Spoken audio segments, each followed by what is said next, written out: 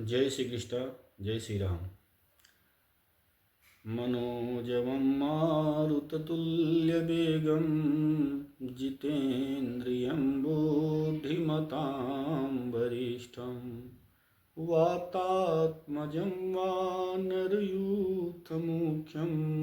श्रीरामदूतं शरणं प्रपद्ये। बोलिए सियावर रामचंद्र भगवान की जय। कृष्ण कन्हैया लाल की जय। हनुमान जी महाराज की जय। मैं संत रविनंदन जी महाराज आप सभी को हरिओम प्रणाम। जय श्री राम। कैसे हैं आप सभी? परमात्मा करे आप सभी सुख समृद्धि प्राप्ति हो, आप सभी को घर परिवार सुखमय हो। आज हम चर्चा करेंगे कि नरक चतुर्दशी के दिन सावधानियां क्या क्या बरतनी चाहिए और कैसे पूजा करनी चाहिए। तो नरक चतुर्दशी को आप सभी जानते हैं, जैसा कि मैंने पिछले वीडियो में बता रखा है। आप सभी हमारे पिछले वीडियो में जाकर के भी देख सकते हैं।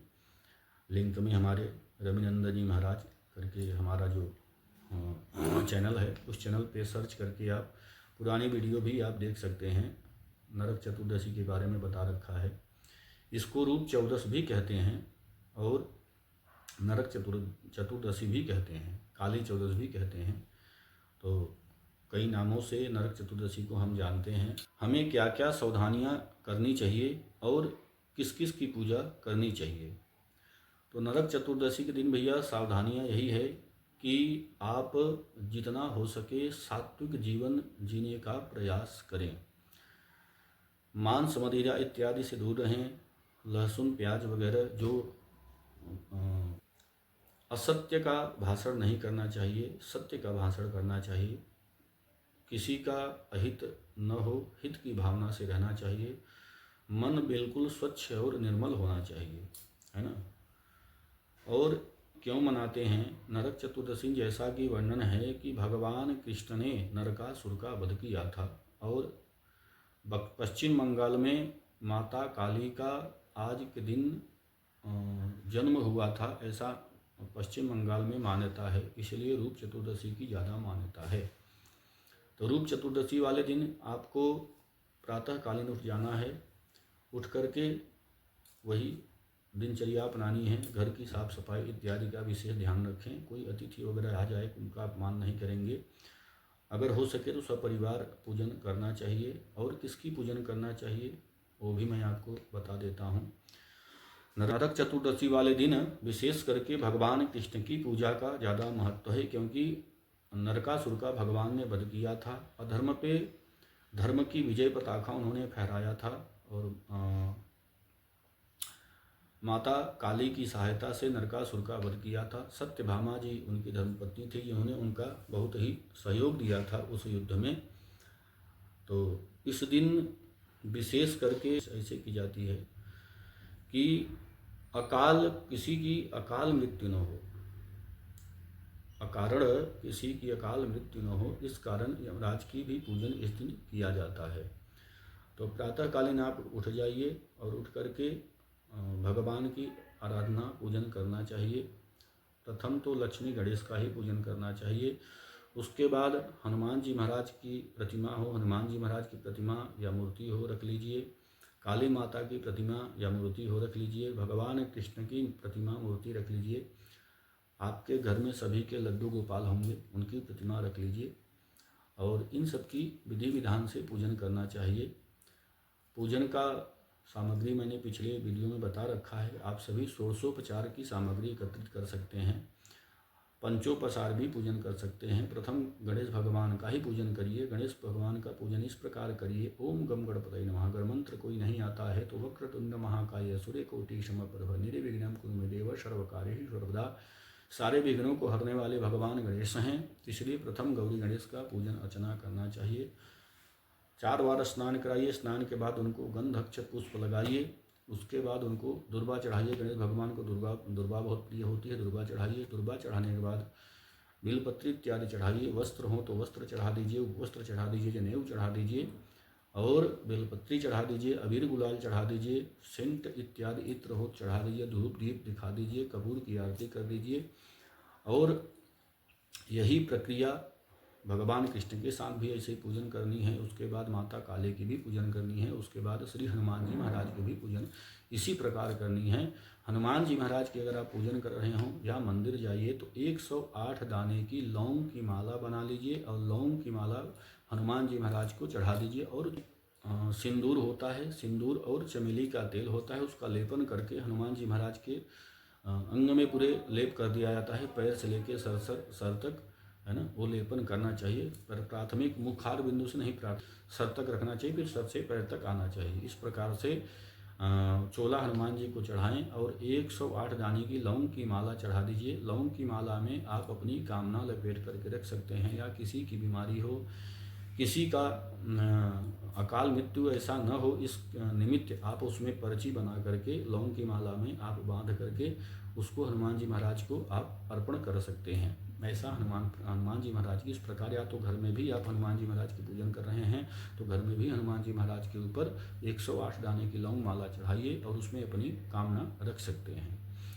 और सावधानियां रखते हुए चलिएगा। दीपक घी का भी लगा सकते हैं और तिल के तिल का भी आप दीपक प्रयोग कर सकते हैं, ऐसा मान्यता है। माता काली को भी आप पूजन इसी प्रकार करेंगे। सर्वमंगल मांगल्ये शिवे सर्वार्थ साधिके शरण्ये त्र्यंबके गौरी नारायणी नमस्तुते। जयंती मंगला काली भद्रकाली कपालिनी दुर्गा क्षमा स्वरति स्वाहा सुधा नमस्तुते।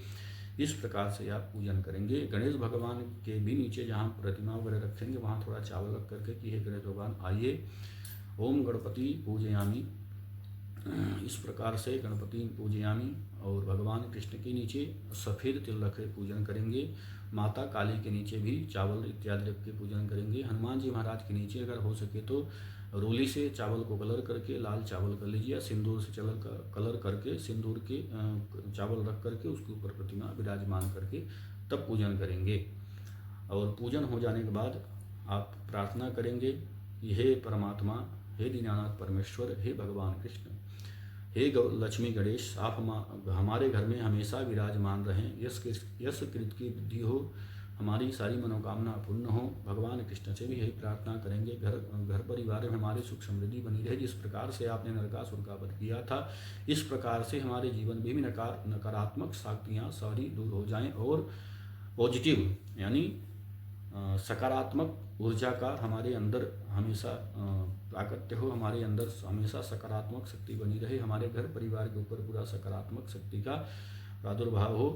और इसी प्रकार माता काली का भी आप पूजन करेंगे, हनुमान जी महाराज का भी पूजन करेंगे। और हो सके तो जब भी करेंगे गणपति भगवान के लिए ओम गम गणपति नमः का जाप करेंगे, और माता लक्ष्मी के लिए ओम श्रीम ह्रीं क्लीं कमलये कमलालये प्रसीद प्रसीद श्रीम ह्रीं क्लीं ओम महालक्ष्मी नमः, इस मंत्र का जप करेंगे। अन्यथा तो ओम श्रीये नमः, ओम श्रीये नमः, ओम माता लक्ष्मी नमः कर सकते हैं। और माता काली के लिए ये भी मंत्र आप जप कर सकते हैं, जयंती मंगला काली भद्रकाली कपालिनी दुर्गा क्षमा धाति स्वाहा सुधा नमस्तुते। ये मंत्र भी आप माता काली के लिए जप कर सकते हैं। अथवा तो ओम श्रीम ह्रीं क्लीं चामुंडाय विच्चे नमः, यह मंत्र नवान्न मंत्र इसको कहते हैं। यह मंत्र भी आप माता काली के निमित्त आप जप सकते हैं। माता काली थोड़ा उग्र देवी होती हैं, तो इसलिए उनका बड़ा विनम्रता के साथ पूजन करिएगा, सावधानी से पूजन करिएगा। हो सके तो आपकी धर्म पत्नी हो या माता कोई वर्ग हो तो उनके द्वारा ही पूजन कराए, अथवा तो आप भी पूजन कर सकते हैं थोड़ी सावधानियाँ बरतते हुए। ये माँ काली, मैं आपका एक पुत्र हूँ और दास हूँ, और ये जो मैं पूजा आपको दे रहा हूँ, यह पूजा सारी आप हमारी स्वीकार करेंगे।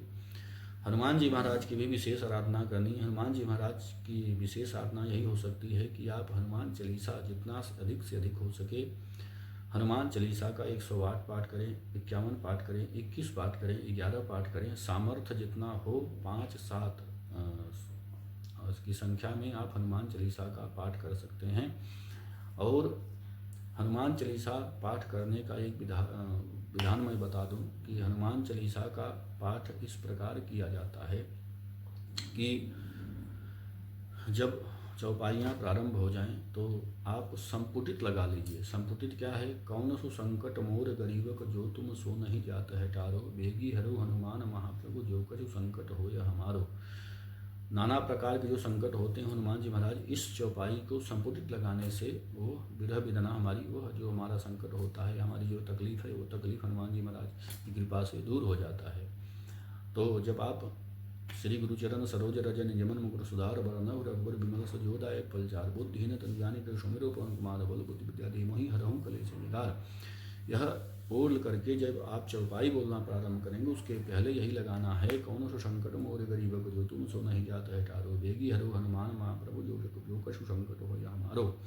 यह आप लगा करके संपुटित लगा करके उसके बाद आप हनुमान चालीसा का जय हनुमान ज्ञान गुण सागर जय कपीस तिहुँ लोक जागर फिर लगाना है, कौन संकट मोर गरीब जो तुम सो नहीं जाता है टारो, बेगी हरो हनुमान महाप्रभु जो कछु संकट हमारे होय हमारो ना, जय हनुमान ज्ञान गुण सागर जय कपीस तिहुँ लोक जागर। फिर आता है राम दूत अतुलित बल धामा अंजनी पुत्र पवन सुत नामा। फिर लगाना है, कौन संकट मोर गरीब जो तुम सो नहीं जाता है टारो, बेगी हरो हनुमान महाप्रभु जो कछु संकट हनुमान होय हमारो। यह संपुटि लगा करके आपको पूरी की पूरी हनुमान चालीसा पाठ करनी है। जितना आपका सामर्थ्य हो उतना पाठ आपको करना चाहिए। और उसके बाद भगवान कृष्ण की विशेष जब आप करने लगें तो आप यह भी मंत्र जप कर सकते हैं तुलसी की माला में, ओम क्लीं कृष्णाय वासुदेवाय हरये परमात्मने प्रणतः क्लेशनाशाय गोविंदाय नमो नमः। यह बहुत ही शक्तिशाली मंत्र, ताकतवर मंत्र है, आपके हितार्थ है, हर प्रकार के संकटों को दूर हरने वाला। क्लीं कृष्णाय वासुदेवाय हरये परमात्मने, हमारे सारे हरये परमात्मा का मतलब होता है हमारे सारे दुखों क्लेशों को हर करिए। हरये परमात्मा प्रणतः क्लेशनाशाय, कोई भी क्लेश हो, प्रणतः क्लेशनाशाय गोविंदाय नमो नमः। सब आपके चरणों में देता है परमात्मा। हमारे कोई भी क्लेश हो, हमारे कोई किसी प्रकार का अरिष्ट हो रहा हो, या हमारे जो बिजनेस व्यापार हो उसको वृद्धि करिए, हमारे हर तरीके के दुख तकलीफ को दूर करिए। इस भावना से आप भगवान कृष्ण के सामने बैठ करके यह माला तुलसी की माला में आप जप कर सकते हैं। अथवा तो भगवान कृष्ण का अनेक नाम है, श्री कृष्ण गोविंद हरे मुरारी, हे नाथ नारायण वासुदेव, हे नाथ नारायण वासुदेव, हे नाथ नारायण वासुदेव। राधा कृष्णा राधे कृष्णा राधे कृष्णा कृष्णा कृष्णा राधे कृष्णा राधे कृष्णा राधे राधे कृष्णा कृष्णा। इस मंत्र को भी आप जप कर सकते हैं। तो द्वादश अक्षर मंत्र जप कर सकते हैं। ओम नमो भगवते वासुदेवाय, ओम नमो भगवते वासुदेवाय। यह मंत्र भी आप अपनी तन्मयता के साथ, बढ़िया प्रसन्नता के साथ घर परिवार के साथ मिल करके जप करिए। सामर्थ्य हो तो यथाशक्ति यथाभक्ति आप गोबर की कंडी में हवन कर दीजिए। अगर ब्राह्मण के द्वारा किसी को, ब्राह्मण देवता को बुला करके पूजन कराते हैं तो अति उत्तम है, क्योंकि ब्राह्मण को सबको पता होता है, ब्राह्मण देवताओं को, कि कैसे किस प्रकार से किस विधान से पूजन करनी है। और क्योंकि वो जब पूजन कराएंगे तो अभिषेक इत्यादि सब करेंगे, तो आप अभिषेक वगैरह तो नहीं कर सकते हैं। तो जैसा मैंने बता रखा है कि पूजन का 4 बार स्नान कराइए, वस्त्र पहनाइए, चंदन इत्यादि लगाइए। इस प्रकार से आप पूजन कर सकते हैं।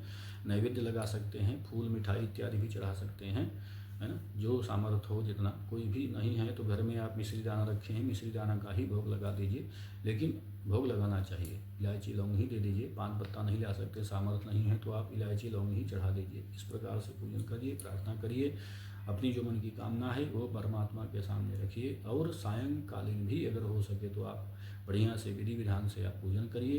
पूजन करने के बाद आरती करिए। आरती करने के बाद अपनी प्रार्थना बोल सकते हैं। और नरक चतुर्दशी वाले के दिन विशेष करके यमराज जी को दीपक जलाया जाता है दक्षिण दिशा में।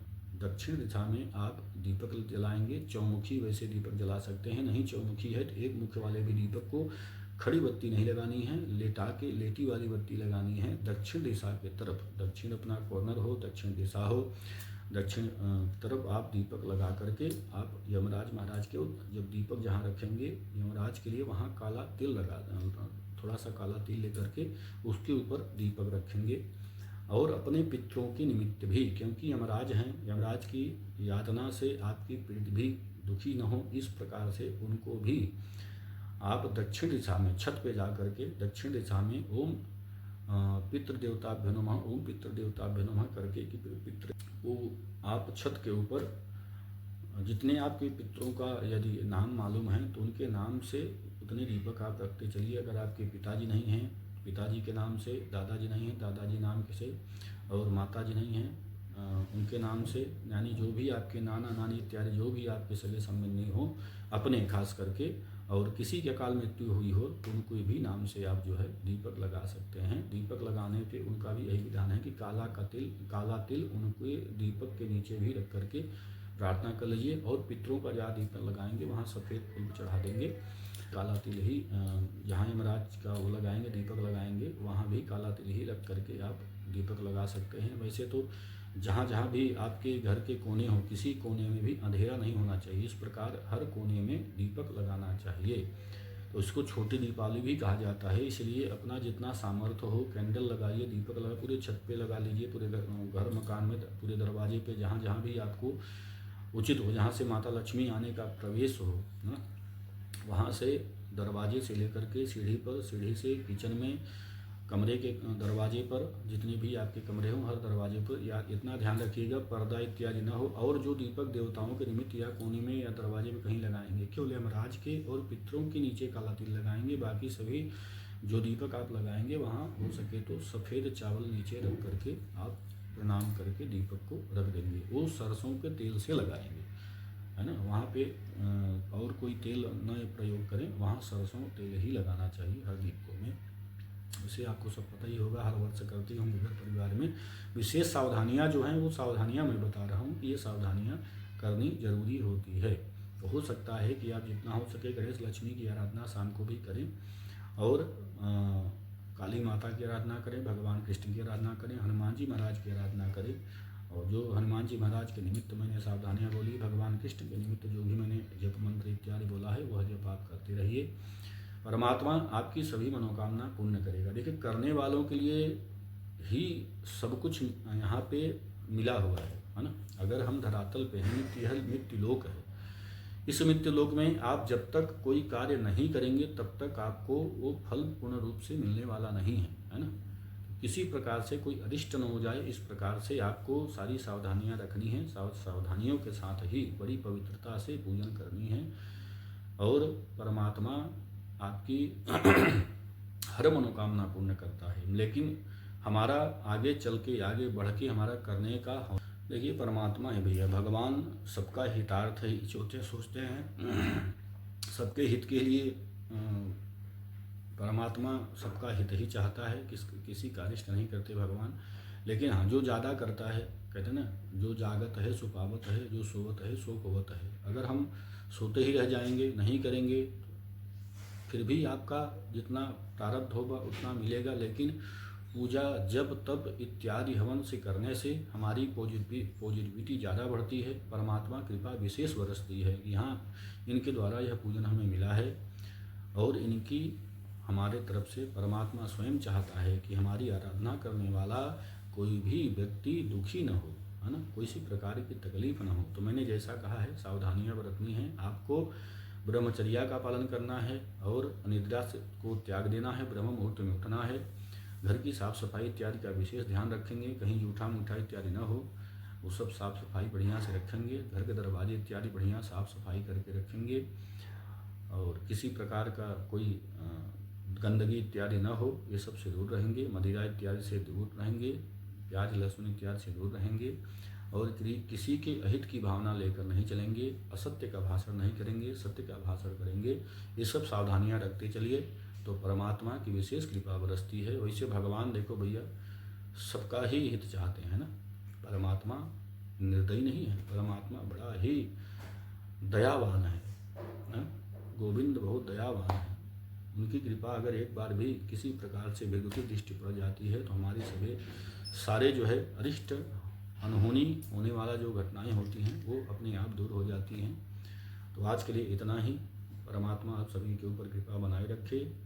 श्रीमन नारायण नारायण नारायण, लक्ष्मी नारायण नारायण नारायण, कृष्ण नारायण नारायण नारायण।